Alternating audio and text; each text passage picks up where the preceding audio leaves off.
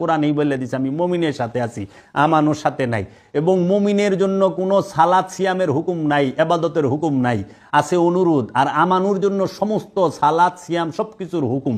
সেই আমানুকে বলতাছে এই সূরা হুজুরাতের 2 নম্বর আয়াতে, হে আমানুগণ, তোমাদের কণ্ঠস্বর নবীর কণ্ঠস্বরের চেয়ে উঁচু করো না। আল্লাহর হাবিবের সামনে উঁচা গলায় কথা কইতে নিষেধ করছে। তাইলে ওই সময় কেউ হয়তো উঁচা গলায় কথা কইছে, এর লেগে আয়াত নাজিল হইছে, খবরদার উঁচা গলায় কথা কইও না।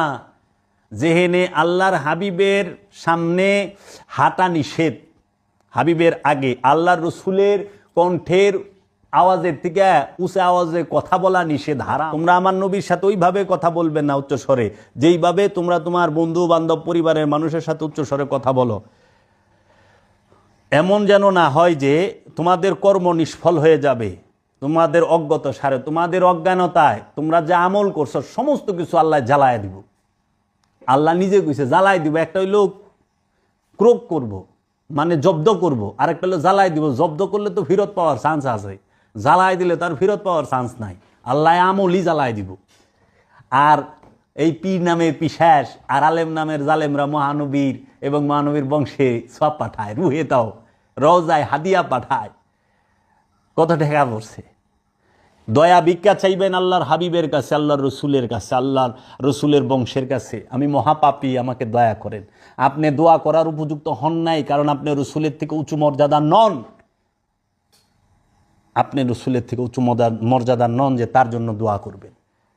3 নম্বর আয়াতে বলতেছে, যারা আল্লাহর রসুলের সাথে কথা বলার সময় নিজেদের কণ্ঠস্বর নিচু রাখে, আল্লাহ তাদের অন্তরে তাকওয়ার জন্য পরীক্ষা করে নিয়েছেন, তাদের জন্য রয়েছে মহাপুরস্কার ও ক্ষমা।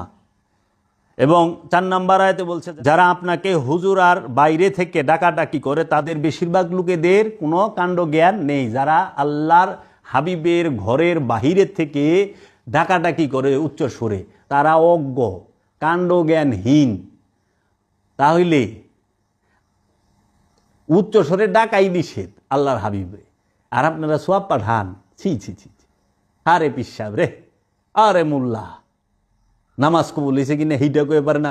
সূরা হুজরাতের 5 নম্বর আয়াতে আল্লাহ রাব্বুল আলামিন বলতেছেন, যদি তাহাদের নিকটে আপনার বের হওয়া পর্যন্ত তারা সবর করতে থাকেন তাহলে সেটা তাদের জন্যই ভালো হতো।